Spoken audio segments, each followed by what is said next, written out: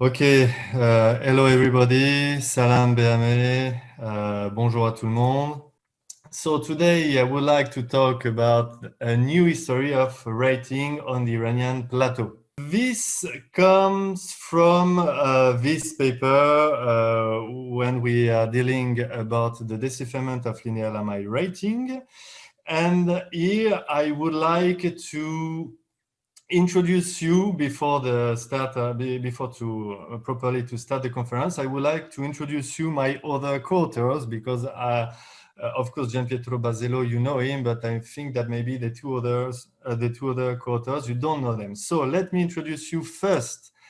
Kambiz Tabibzadeh. So Kambiz Kambiz is a great scholar and actually is a living Elamite dictionary. Thanks to him, we could improve many of the reading, and he made a lot of suggestions. So it was really necessary for all the projects. I would like also to introduce you Mathieu Cavran, who, like Kambiz, know very well the Elamite language, and it was very important also to make the connection between the linear Elamite writing and cuneiform inscriptions in Elamite language. And of course, Gianpietro Basello, you all know him, who is a very well-known specialist of the Elamite language. So to all of them, I want here to thank them for all this very nice job we did this year. So this conference is not about the decipherment of linear Elamite writing. Let's wait first for the paper to be published and then we'll talk about that, but about a proposition for a new history of writing on the Iranian plateau. So here is the current theory about history of writing in the Near East. So all of this data, it comes from Wikipedia, but Wikipedia, as you know, it reflects more or less with some imprecisions, of course, what we think right now. So according to the current paradigm, we think that the transition from proto-writing to the earliest fully developed writing system took place in the late 4th, early 3rd millennium BC in the Fertile Crescent. We think that all this process happened in southern Mesopotamia around 3300, 3200 BC. And we think that the Proto-Elamite script is thought to have developed from early cuneiform. So Proto-Elamite script came after Proto-Cuneiform. Here is a diagram made by Damero in 2006. And as you can see, Proto-Cuneiform, according to him, is the most ancient. Then you have Egyptian hieroglyphic and then Proto-Elamite. Another picture also coming from Wikipedia. And as you can see, Mesopotamia is here above everything. And today, so we are going to talk specifically about two links. First of all, the link between Mesopotamia and the Proto-Cuneiform tablet and the Proto-Elamite tablets. And we are also going to talk about the link between Proto-Elamite and Linear Elamite. So I'm going to talk more specifically about these 2 points. So I just would like to tell you first what I want to say. So this is what I propose. I propose that there is contemporaneity between the Proto-Elamite and Proto-Cuneiform documents. The genetic relation between them is not a mother-daughter relation, but a sister one. And then there is a continuity. So that's the first point I'm going to talk about. And the second point deal with the relation between Proto-Elamite, or here it's called Proto-Iranian writing stage 1, but Proto-Elamite writing, and the Linear Elamite writing. And according to me, and as you will see, I'm not the only one, these are not two independent writing systems, but the same one at two different chronological stages.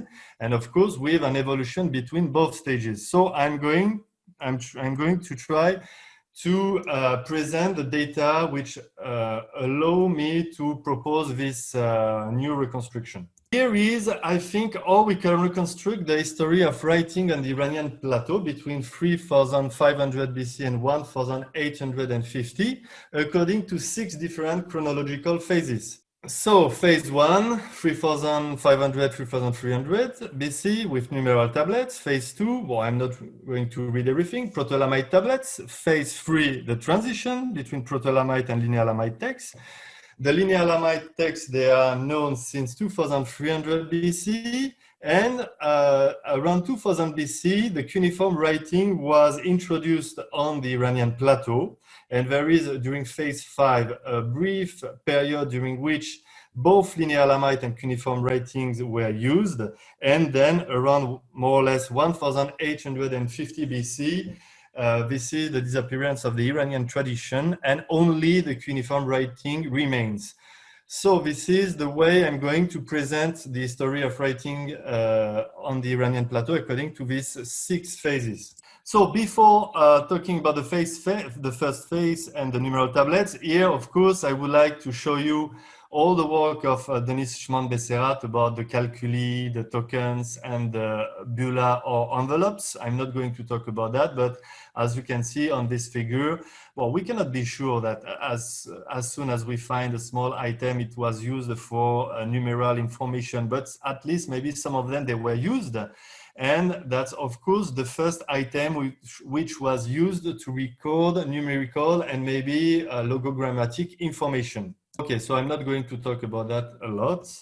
And we are going to switch very quickly to the first phase, which deals with the numeral tablets. So as you can see, we are around 3500 BC and 3300 BC. You can see here the area where this kind of tablets were found up to now. So this one comes from Uruk, this one from Godin Tepe, and this one was recently found in Tepe Sofalin here. So we are in Syria, in Iraq, and in Western Iran.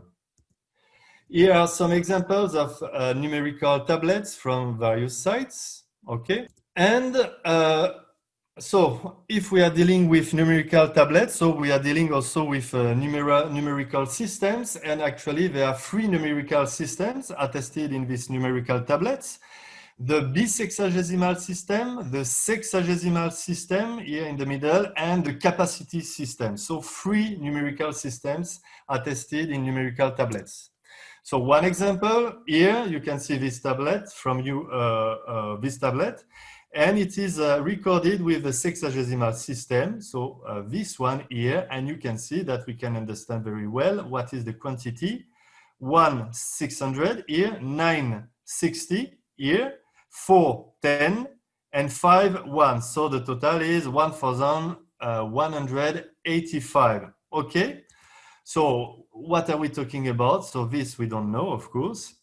And few also on these numerical tablets, a few of them, they display a few non-numerical value signs attested.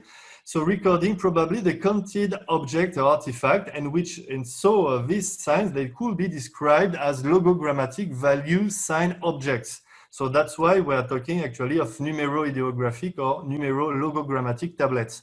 So here are some examples from various sites. And here in red, I stressed for you the logogrammatic value sign objects. And here, just to summarize some of these signs which were used in Mesopotamia, here on the left, and in Iran on the right. Okay, around 3300 BC, so be careful, the numerical tablets, they were still used, but 2 new traditions appeared in Mesopotamia in red, the proto-cuneiform tablets, and in blue on the Iranian plateau, the proto-Elamite tablets. And it's very interesting to see that there is a clear separation between both writing systems, because we never found any proto-cuneiform tablets on the site where were used proto-Elamite tablets, and the contrary is also correct. We never found any proto-Elamite tablets on site where they were using proto-cuneiform tablets. So it really seems that these 2 writing systems, they were excluding each other. So some examples of this text, proto-cuneiform and Proto-Elamite one. So I'm going to focus, of course, on Proto-Elamite. So here are the sites where were found Proto-Elamite texts. So there are 8 sites: Susa, Tale Khazir, Tale Malian, Tepe Yahya, Share Surte, Tepe Siag, Tepe Sofalin, and Tepe Ozbaki. So I wrote the number of tablets found in each of these cases. And as you can see, the tablets of Susa, they represent 90% of the corpus of Proto-Elamite tablets currently. And it's due to of course, the large excavation led by the French mission in the late 19th and 20th century in Susa. But unfortunately, as the excavations were not very precise, we don't have any proper archaeological context for most of the proto-Elamite tablets. Here is an example of proto-Elamite tablet. So I'm not going to focus on the rating system. I'm more here to talk today about the chronology and the history of this rating system. But we understand very clearly that they are organized in three sections. One, introduction, the second one, the entries, and the third one, the total. So here is the tablet and here is the drawing. And here you can see that each of the entry is recorded with, so we are probably dealing with male slave or male low status workers here, and it's recorded with the decimal system. And so we have all the number and the total is correct. It corresponds to all the different teams of male workers. So we understand the numerical systems and the numerical information quite well. And here, just an example of a proto-cuneiform tablet, just to let you see that actually the text of these two different writing systems, they are very different. For example, there is a structure in columns for the proto-Elamite text, and here more with boxes, for example, in proto-cuneiform. So completely different structure. So why do I propose to consider the proto-Elamite and proto-cuneiform writings as contemporary? So first of all, because of a chronological argument, and second point, because of a logical argument. So we are going first to talk about this chronological argument.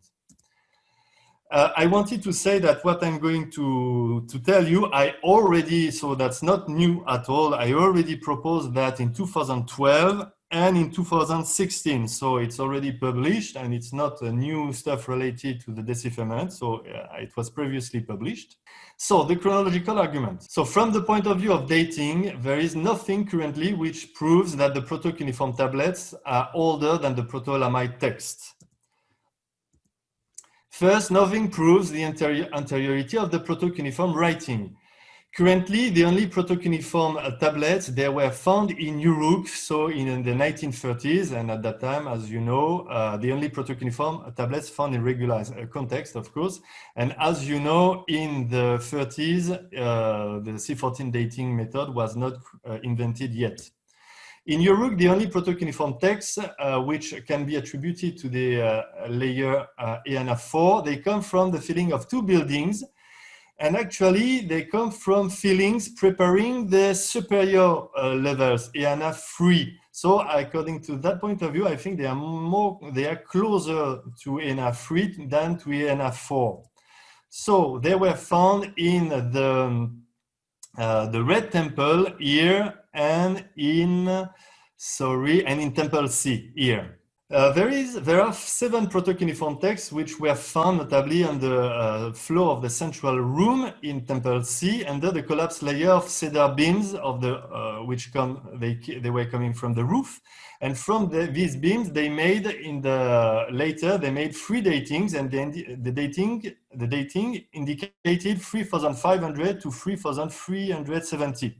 So first of all, we have to be careful because we are dating cedar beams, so there is a high risk of old wood effect. And I think that this dating, they just actually, as we know, they date the death of the trees. And we know that there is probably some time between the moment when the trees, they were cut, the moment when the building was built, and the moment when the tablets were actually written, and when the building collapsed. So based on this evidence, usually the beginning of proto-cuneiform writing is generally dated between 3,300 and 3,100 BC. So, okay, for proto-cuneiform, concerning the proto-Elamite writing, as I told you, unfortunately in Susa, we don't have any good context, but at least in Talimalian, so if John Alden is there, I send him my best regard. So in Talimalian, they found 32 tablets in good stratigraphic context in the Middle Banesh phase in the 1970s. And the Middle Banesh phase is actually documented with 15 coherent C14 datings, ranging from 3,300 to 3,050 BC. And 3 of these 15 coherent C14 datings, they come from the same context as 12 proto-Elamite tablets. So here are the 15 radiocarbon dating for Middle Banesh Malian. And here are the three dating coming from the same context as the proto-Elamite texts. And so, as you can see, the range between 3,300 and 3,050 is the best range for the dating of the proto-Elamite texts of Malian. So it seems that from a strict chronological point of view, the proto-cuneiform text from Uruk and the proto-Elamite tablets from Talimalian are contemporary around 3,300 and 3,100 BC. And if I want to be honest, actually, as Cameron Petrie wrote it, and first he was the first to talk about that, we have a problem in the calibration curve in the late 4th millennium BC because we have a kind of plateau. And actually, this is making very difficult to have precise dating for this period. So I think that all this story is not going to be determined thanks to C14 dating, unfortunately. So here's some picture of Talimalian, just to show you which site I'm talking about. I'm pretty sure that all the archaeologists, you know which site I'm talking about. Here is Talimalian, and according to John Alden, it was something like 50 hectares in the middle Banesh period, but maybe it was probably bigger than this actually. So the main references for Banesh period Talimalian. And here are pictures and the plan of buildings found in the ABC and TUV trenches. And just a few nice slides about the painting found in the layer ABC3. But anyway, these are the ceilings and the proto-Elamite tablets they found in Talimalian, and actually they started to find them as early as the level 4 in the ABC trench and the layer 3 in TUV. So that was the chronological argument. Based on the current data, I think there is nothing which proves that the proto-cuneiform are older than the proto-Elamite tablets. So now I would like to talk about the logical argument. How can we explain that there are very important specific common points between proto-Elamite and proto-cuneiform writings? So what are these common points? The numerical systems, the numerical value signs, and few object signs. I'm going to talk about that just after that. So how can we explain that there are both very specific common points between these two writing systems? And at the same time, except these common points, these two writing systems are completely different from each other. So, what are the very specific common points between proto-Elamite and proto-cuneiform writing systems? So, we have some object signs. Actually, they are the same. Most of the numerical systems and the numerical signs. So, there must be a genetic relation between this writing system. Between both these writing systems. But which one? So, as it is usually stated, that the proto-cuneiform text Uruk 4 appeared earlier than the proto-Elamite tablets, it is admitted that the proto-Elamite writing is the daughter of the proto-cuneiform writing. And so sometimes we are talking about a secondary script origin. And consequently, the proto-Elamite writing would have inherited from proto-cuneiform writing their common features like numerical systems, the numerical value signs, and a few non-numerical object signs. But I just showed you that nothing proves currently the anteriority of the proto-cuneiform text on the proto-Elamite tablets. So here are all the common signs, object signs common in both proto-cuneiform text and proto-Elamite text. So very probably we have common signs for the goats and the sheep recorded. So that's of course the work of Jakob Dahl, which was very interesting in this perspective. We have also very probably signs recording specific categories of humans, like for example this one, which is probably a sign used to write the low status male worker. There is also, of course, the sign of the low status woman worker here. And here you can see it is used here on this proto-Elamite tablet. And there are also signs maybe used to record children. Of course, signs used to record containers, very probably. But we have to be careful because the plow sign, we know that it was used to mean plow in tablets, but actually it was not the same meaning in SUSA, but in the proto-Elamite tablets, because here we think it was used to record a surface area. So maybe we have a very similar sign, but not the same meaning. So we have to be careful with these graphic comparisons between proto-cuneiform on the left and proto-Elamite on the right. But still, there are very probably some few very specific common signs. So I propose to see in these few common sign objects in proto-Elamite and proto-cuneiform tablets a common heritage from the logogrammatic sign objects already attested in the numerologogrammatic tablets. Here, once again, I'm showing you these sign objects. These are just the signs which are attested right now in numerologogrammatic tablets. But as you can see, there is the sign for the woman, and there are also signs for the container. So I think that these common signs, object signs in proto-Elamite and proto-cuneiform, they come from the numerologogrammatic tablets. So let's now turn to the numerical systems and the numerical value signs. So here I'm showing you the three numerical signs used in the numerical tablets, the numerical systems used in proto-Elamite tablets, and the numerical systems and signs used in proto-cuneiform tablets. So we have, first of all, a bisexagesimal system, which is attested in the numerical tablets, the proto-Elamite tablets, and the proto-cuneiform tablets. We have the sexagesimal system, which is attested in the numerical tablets, the proto-Elamite tablets, and the proto-cuneiform tablets. And we have the capacity system, the capacity system, which is attested in numerical tablets, in proto-Elamite tablets, and proto-cuneiform tablets. So actually, the three numerical systems attested in numerical tablets, you find them in both proto-Elamite and proto-cuneiform.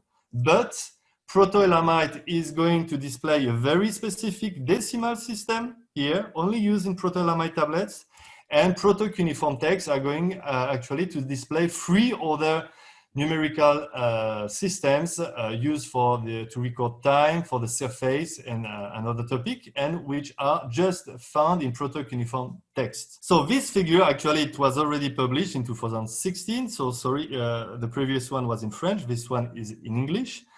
So you have the reference on the bottom of the slide. So there are three numerical systems common to both proto-Elamite and proto-cuneiform tablets. So once again, the capacity system one and two discrete objects accounting system, the sexagesimal and the bisexagesimal systems. And these are exactly the numerical systems which are already attested in the numerical tablets. So consequently, I propose to see in these three systems common to both proto-Elamite and proto-cuneiform tablets a common heritage from the numerical tablets. So here are all the common points between proto-cuneiform and proto-Elamite systems. So as I told you, there are the numerical systems and some very specific logogrammatic sign objects. But except this common point, these two writing systems are completely different. Most 99% of the actually non-numerical signs, they are different. There is a linear structure or a structure in colon in proto-Elamite text, and as I showed you, it's with boxes in proto-cuneiform text. And there are also lexical lists attested in proto-cuneiform, and it's probably not the case, or it's not very well known for proto-Elamite. So these two writings are characterized by simultaneous great similarities and dissimilarities. And the only hypothesis which might explain this situation would be to consider this writing as sisters with common features inherited from a common ancestor from which they would have been developed independently. So they are contemporary, but their common features, they can only be explained by a genetic link. So they probably inherited from a common ancestor of these common features from which they will have been developed independently. So they have to be considered as sisters and not as mother-daughter. The numeral and numero-ideographic or logogrammatic tablets might be considered as these common ancestors. So we know that these tablets, they were used as soon as 3500 BC. And we know that actually they were used until at least 3000 BC, and we know that they were used until the second millennium BC, actually, the numerical tablets. So the numerical tablets, they appeared before the Proto-Cuneiform and Proto-Elamite ones, and they disappeared completely few centuries after the apparition of this writing system. There is consequently an overlapping period of between 3300 and 3000 BC. Well, here it's very interesting because in Tepe-Sialk and the layer 4.1, all these texts, they were found in the same architectural layer by Gierschmann in the 1930s. And it's very interesting to see that he found numerical tablets in the same layer. So it means they are contemporary. He found numerical tablets here, numerologographic tablets here in the center, and also Proto-Elamite tablets. So all of them, they were found in the same layer of Tepe-Sialk 4.1. So these three numerical systems, as well as few non-numerical value signs, the logogrammatic value object signs, might be interpreted as the numerical numero-ideographic heritage common to both Proto-Elamite and Proto-Cuneiform writings, from which they both diverged. So here that I told you why I was thinking so that Proto-Cuneiform and Proto-Iranian writing are sisters. They are not, Proto-Cuneiform is not the mother of Proto-Iranian writing. And they share a common heritage which comes from the numerical and numerologogrammatic tablets. Okay, so now we keep on and we go in phase 3, 2900 BC, 2300 BC. So I think that there is no collapse of writing due to lack of school tradition at that time on the Iranian plateau, but there is a continuity. It's true, it's not very well understood yet. So if you look at this map, you can see that in the 3rd millennium BC, cuneiform writing spread in Syria, in these 3 sites. And on the Iranian plateau, something happened. All this area, the north central plateau, was abandoned. And we know that in Fars at that time, so it's not sure for Malian, but we know that the occupation was much more restricted, and it can be interpreted as a desurbanization phase also. So this area and this area, let's say they were in trouble. And only in 2 areas remain the Iranian writing tradition, in Susiana and in Kerman province. And I think from this time, there was a kind of differentiation between a Western tradition here in Susiana and an Eastern one tradition here in Kerman. So what are the arguments for a continuity between Proto-Elamite and Linear Elamite writing? So first of all, actually, I think we have actually few texts which can be considered in the between. So we have few texts from Susa, so O, which is we have a lot of problems to understand it, K also, and R. And also in Konasandal South, I think that this tablet could be dated in this phase 3, so between 2900 and 2300 BC, and it was actually found in Konasandal South, in the Tepe, E prime. So another argument, more than half of the signs in Linear Elamite, they are actually already attested in Proto-Elamite. And usually only apaxes or very rare signs in Linear Elamite are not attested yet in Proto-Elamite tablets. So with the discovery of more Proto-Elamite tablets, this number can only increase. Here, sorry, maybe the figure is a bit complicated, but here you have on the upper part the Proto-Elamite signs, and here on the lower part the Linear Elamite one. So as you can see, of the 111 Linear Elamite signs that we actually know, 60 of them, they are already there in Proto-Elamite time. So of the 111 signs in Linear Elamite, 60 of them, they are already attested in Proto-Elamite text. So it's 54%, and I think we cannot speak of coincidence in this case. And it's true that there are 51 signs which are not yet attested in Proto-Elamite tablets. So most of them actually, there are apaxes. They are appearing only once in the Linear Elamite text. And so maybe we have also variation of the regular linear Lamite signs. So I'm pretty sure that this 51 is probably much lower than this. So we have common signs. And most of the signs actually between proto-Elamite and linear Lamite, actually, they did not change, but some of them slightly change. And we can trace the geographic evolution for these signs according to the development of a Western or Susiana tradition and an Eastern or Kerman tradition. So here is one sign. Here you can see its shape in the proto-Elamite tablets. And here in the most ancient text in Susa, and here in the most recent text in Susa, you can see clearly the evolution. And here is the same sign in the Eastern tradition, in Kerman province, probably. So here we can see clearly the evolution of this sign in Susiana. Here is another sign. It is like that in proto-Elamite tablets, and we can see clearly its evolution in the Western tradition. It's going to turn like that. Here, it's actually, or it is used in the Gunagi vessel around 1900 BC. And here, this is the evolution of this sign in the Eastern tradition. So as you can see, the Eastern and the Western tradition, they are slightly different, but well, the signs are actually the same. Huh? And just another example for this one, it appears like that in proto-Elamite tablets. And this is how it is going to evolve in the West here. So as you can see, it's the same more or less. And then they are going to draw strokes. And then at the end, we have this sign, which is attested, which is quite different from this one.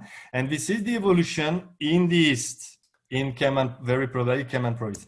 So actually, I think that now we can reproduce the kind of tables they were proposing for the evolution of cuneiform signs from the late 4th millennium here to the beginning of the 2nd millennium BC here.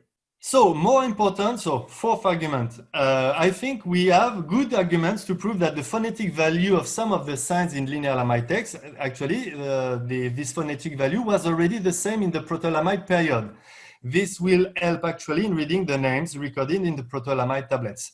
So I cannot talk about that right now, but I am right now preparing with my other colleagues a publication about that. So we have signs with the same shape, and in some cases it is proven with the same phonetic value between Proto-Elamite and linear Elamite. So honestly, I think that's a strong argument which would allow us to propose that's the same writing system, but which evolved, of course, between two different chronological stages. And how to explain logically the sudden apparition of a completely phonetic system, linear Elamite writing, around 2300 BC out of nowhere. And here is a sentence coming from a very famous book of Ignaz Gelb. All syllabic writings are either identical with or simplified from the respective syllabaries of the word syllabic writings from which they are derived. So here we can say linear Elamite writing is identical with the syllabary used in Proto-Elamite to record actually phonetically the names. And this is not an argument, but the idea of a continuity between Proto-Elamite and linear Elamite, actually, I'm not the first one to propose that. It was already proposed many years ago, first by Ignaz Gelb. Gelb is describing linear Elamite as a developed form of Proto-Elamite, Merigi also, and Stele. So as you can see, that's not a new idea too. So it seems more reasonable to consider that there is a continuity in the local writing tradition in Iran from 3300 to 1850 BC, parallel but completely independent from the Mesopotamian one. I think we will only find more documents for this traditional period in places with the Iranian, where the Iranian writing tradition remained and still occupied in the mid-3rd millennium BC. So I think we will only find more information and more text for this very specific phase in the middle of the 3rd millennium BC, only here in Susa and only here in Eastern, the southeastern Iranian plateau, and especially Kerman, and I'm thinking a lot of Jiroft on this point of view. We cannot find them here because we know that it was abandoned, and Fars at that time, it seemed that the situation is a bit complicated. Also, I would like to say a few words about that, which are sometimes described about as a pseudo-script, the geometric writing from Kona-Sandal and the Indus seals from the Indus civilization, of course. I think that they are probably just undeciphered or not yet deciphered scripts. And I would like just to say a few words about that, because there are many, we could hear many rumors about the geometric tablets of Kona-Sandal Sof. And I don't want to talk about all the story about these tablets, but I just would like to emphasize on one point. So we are in Jiroft here. And this is the Sofen Tepe Kona-Sandal Sof in Jiroft here. You can see it's there. And actually in 2005, one tablet, so I already showed you, one tablet was found on the Sofen Tepe in regular excavation. After this discovery, a villager gave to the mission in 2006 a tablet he found in his garden in 2001. This one, so that this is actually the only one which was not found in regular excavation. In November, December 2006, was opened a trench 15 here, right at the place where the villager found this tablet. And actually, we found two other tablets in this trench 15. So they are coming from regular excavation. So please pay attention. The three tablets, they were found here. So this one was found by the villager in this pit. Actually, there was another pit, so probably the villager was looking for a treasure, of course, and here we have a kiln. And so I would like you to understand 3 out of 4 documents, they come from regular excavations. And so if we start doubting about the genuineness of artifacts found by archaeologists, all the artifacts found up to now, so we could, in regular excavation, we could start also considering them as fake. So I'm just talking about that because we heard many stuff about these tablets as fakes, and I really would like here to strongly emphasize, no, that's not true. 3 out of 4 tablets, they come actually from good excavations. And here are some pictures of the excavation. This is trench 15 at the end of 2006. You can see the trench. We are in the garden of this villager. And okay, this is the trench. This is actually the Iranian archaeologist, Hadis Kamali. She was in charge of the trench. This is the kiln here. This is the 2 pits made by the villager. And look here. And of course, as you can see, there were many witnesses attending this excavation. So we have many pictures and many videos. Of course, Dr. Majidali was called to finish the excavation. And as you can see, we are excavating the tablet with him actually. So I think these pictures, they clearly prove that they were found in good regular excavation. Okay, so let's leave the geometric tablets. And so we arrive around in phase 4, around 2300 BC. At the time of the linear Elamite, what we call the linear Elamite tablets. So as you can see, as I told you, we have a Western tradition here in Susiana and an Eastern one here in Jiroft and Shahadad. So this is the evolution of writing in the Near East. So we have the cuneiform here, which spread in Syria, as I told you, at the middle of the 3rd millennium BC. And then it spread also in Susa around in the 33rd century when the Akkadian Empire took Susa. And at that time, we had this tradition in southern Iran of the linear, what we call linear Elamite text. And of course, around 2600, 2500 BC appeared the Indus writing system too. So up to now, the linear Elamite texts, they were found in several sites. So I'm not going to talk too much about that. I already made a conference about this topic before, but just to show you some picture. So we have 40 inscriptions currently known. They come from Susa, Kona-Sandal, Shahadad, and Marvdasht, and Kamfiruz. And of course, we have some inscriptions without any clear provenance. Here are some pictures of the linear Elamite inscriptions. I'm not going to enter too much I'm not at all going to enter the details. And at the end of beginning of second millennium BC, actually the cuneiform writing, as you can see, started to spread on the Anatolian plateau in Kanesh and also in the Persian Gulf, in Failaka, in Bahrain, and also in Fars, in Lian, Bushehr, or Talimalian. So as you can see, cuneiform writing kept on spreading in the late third, early second millennium BC. So let's enter the phase number 5 at the time when in Iran were used both at the same time linear Elamite and cuneiform writing to record the Elamite or Atamtite language. So as you can see, this map is a bit complicated. We have the diffusion of cuneiform writing on the Anatolian plateau, in the Persian Gulf, as I showed you, and probably from Susiana in Fars here.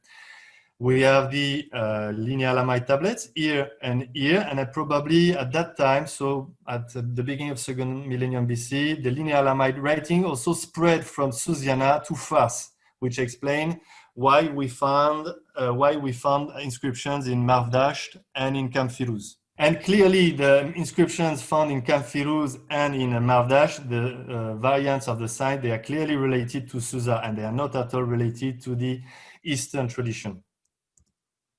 So this is, according to me, the most ancient text currently known recording the Atamtite or Elamite language inscribed with the cuneiform writing by a Atamtite Elamite scribe. This is the Gunagi vessel of the Shimashkan king, King Datu.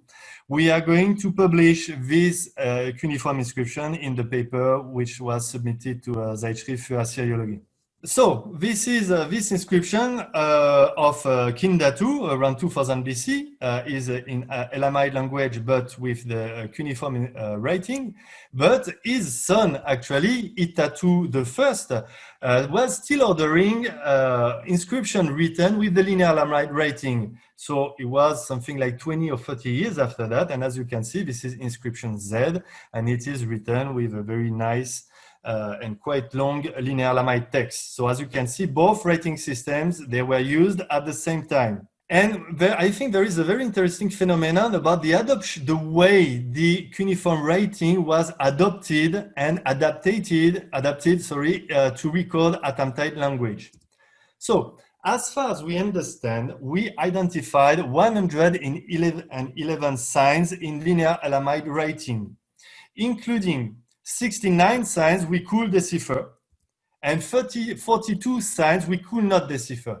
But among these 42 signs, actually 5 are very rare, and the 37 others, they are actually apaxes. And so they only appeared once. That's why we could not decipher them. So they represent a very small portion of the signs used in linear Elamite, actually, and especially in text K, Y, and W, where we have, very surprisingly, many of these apaxes. Well, anyway, if we focus on the 69 signs we could read, linear Elamite writing is an alpha syllabary writing with CV, so it means syllabic signs, and also consonantic and vocalic signs. And I think, and with my other co-authors, we think that the adoption of cuneiform by the Atamtite or Elamite scribes was made according to the Iranian tradition characterized by a strong phonetism, with notably the initial rejection of the logograms or determinatives and the complex CVC signs, which are typical of Mesopotamian scriptural practices. There are absolutely no logogram and CVC signs in the Gunagi of King Datu. And the logograms will be only introduced after through the Mesopotamian influence, but in a very specific Iranian way. So here, just to take an example, the determinative, the toponymic determinative for the Elamite language in cuneiform, it is ash and it is preposed, and it is not at all the same as the postposed Mesopotamian key. So the use of the cuneiform CV signs to stand for linear Elamite CV signs, so okay. And very probably the cuneiform VC signs were used to stand for linear Elamite C signs, consonantic signs. So here are some examples. You have the writing in linear Elamite here on the left, for example, two verbs, limash and hutak, And look how it was written, a CV sign, a consonantic one, another CV, and another consonant. And look how it was recorded in cuneiform writing. So here, very clearly, I think that the sign im stands for m, and the sign h stands for sh. And the same for utak, And these are just few examples, of course. So I think that's the way the cuneiform writing was adapted to record Elamite language. So it seems the cuneiform writing was adopted by Atamtite Elamite scribes to record their own language according to their previous use of the linear Elamite writing. So instead of speaking of adoption, I prefer talking about adaptation of the cuneiform writing to the Elamite or Elamite conceptual framework. So some of you are probably going to tell me, okay, Francois, but what about the Treaty of Naram-Sin, which was written in the 33rd century BC, and which is before it's written in Elamite language and much before the Gunagi of Kindatu. But I think that this treaty, which was found in Susa, actually, in this treaty, we have many logograms, determinatives, for the name of the gods, for example, and many CVC complex signs. And I think this reflects the fact that it's an Akkadian scribe who wrote the text to record phonetically as faithfully as possible the Atamtide words said by the rulers in the treaty. So it was probably to record phonetically the oath pledged by the Naram-Sin spear. And so this text consequently does not document the adoption of cuneiform writing by Atamtide speakers, but it reflects just the adaptation of an Akkadian scribe to record a non-Mesopotamian language. So maybe the point is a bit delicate and tricky, but I think it's a clear, here we don't have to consider it as written by an Elamite or Atamtide speaker, but more by an Akkadian scribe writing for the Akkadian chancellery in Susa. Around 1800, 1850, all this Iranian tradition disappeared actually, and simultaneously in the West and in the East. And I think for two reasons, because we know that at that time in the East, there is a big desurbanization process in all Eastern Iran, actually also in Central Asia and in the Indus. And for the Western Iranian tradition, I think they dropped their writing system because of the cultural Mesopotamian influence, and they dropped linear Elamite just to use cuneiform writing. The diffusion of cuneiform writing in Susiana and in Fars opened the way for the succession of Western-derived writing systems used in Iranian territory since then. With cuneiform Greek alphabet, Aramaic-derived alphabets for Parthian, Pahlavi, and Avestan languages, and of course the Arabic-derived alphabet, Latin alphabet. So consequently, after 1850 BC, there is no writing system used in Iran which can be really qualified as Iranian in the full sense of the term as being a creation of the societies occupying this territory. And just to keep on the history, so here are Proto-Elamite, Linear Elamite, and the geometry writing. We saw them. And then, of course, they use a specific cuneiform system to record the Old Persian language in the 6th, 5th, and 4th centuries BC. After that, they used Aramaic writing to record Aramaic language. Here, they use also Greek alphabet, but actually we found some Greek inscriptions in Iran. So the Greek alphabet was diffused also in Iran at the time, and also for the Parthian coins. And the Parthian language was also recorded with the Aramaic alphabet, like on this ostrakon from Nisa. And we know that medieval Persian language was recorded with a kind of specific Aramaic alphabet. So it's still in a way, Aramaic-derived alphabet. And we have also the Avestan alphabet, which was probably created ad hoc in the late Sasanian period. And of course, the late of them is the Arabic alphabet, which of course was spread with the diffusion of Islam in Iran since the 7th century AD. So my idea is after the first Iranian writing system were only used in Iran, only Western derived writing systems. If we look at the distribution of the current rating systems in the world, you can see that Iran is in the Arabic alphabet community. Okay, this I said that. And it's very interesting because right now in Iran, there is another phenomenon with the Finglish rating, the romanization of the Perso-Arabic alphabet, which appeared with the spread of computers, emailing, and online chats. And this type of writing is commonly used now today in Iran in emails, SMS, or in Facebook. So Finglish is often considered colloquial style among Persian speakers and to be highly inappropriate to write official or polite message. It is today only confined to very informal communication. As rating may play an important role in identity affirmation, it will be for sure interesting to consider the evolution of this subculture phenomenon. So conclusions. I just would like for some people to understand that I am not here to threaten the position of Mesopotamia as a civilization center. I am just trying to enrich the history of the ancient Near East in taking into account all the current data, including the Iranian ones.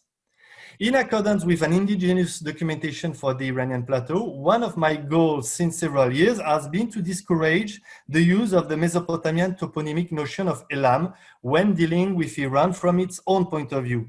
While many of the reasons that led to the construction and current prevalence of this concept are now forgotten, Elam is still the main intellectual tool framing our understanding of the historical reality, determining our mental representations and collective imagination about the populations living on the Iranian plateau in the 3rd and 2nd millennium BC.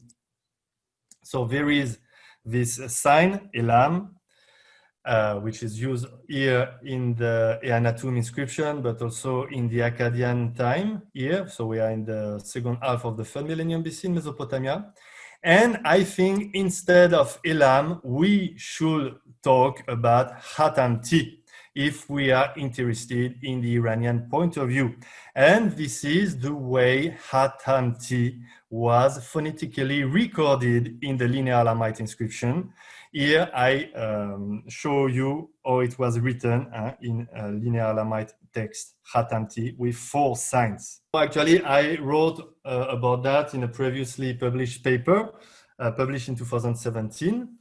And I spoke with a colleague just a few days ago, and maybe so I was wrong on a very small detail in this paper, but so I recognize now that they were reading Mesopotamians sign Nim Elam as soon as the 3rd millennium BC. But in our case, if we are dealing with Iran from its own point of view, we should focus on Khatamti. So propositions for a new terminology. In that respect, in using Elam as a label, one is no closer to the emic conceptions of the inhabitants of the area in question than in applying a modern term such as Iranian plateau, but even further, since this term misleads us in as much as we are given to think that it might reflect a specific historical value for the people who inhabited the Iranian plateau, which actually was not the case. On the contrary, the still mysterious notion of Khatamti could and should play the role of a specific cultural, ethnic, and historic referent. For these reasons, I propose a new terminology to enable us to study Iranian history with less misleading and less biased and better adapted tools. So instead of Elamite language, I think we should speak about Khatamtite language. And from a strict geographic point of view, the Proto-Elamite and Linear Elamite texts currently known were up to now found in a part of the Earth's surface incidentally called Iran nowadays. So this is all we could call these writing systems without being accused of Iranian chauvinism. Proto-Elamite could call Proto-Iranian writing stage 1, and Linear Elamite writing could be called Proto-Iranian writing stage 3. So once again, I'm showing you what I'm proposing and what we are proposing actually in the paper with my other co-authors. So Proto-Iranian writing stage 1, stage 2, stage 3. And the stage 3 is for sure recording Khatamtite language. And I would like to thank you for your attention. I would like once again to thank these 4 people who really helped me a lot since many years: Serge Closiou, Jean Perrault, Massimo Vidale, and Hassan Fazeli Nashli.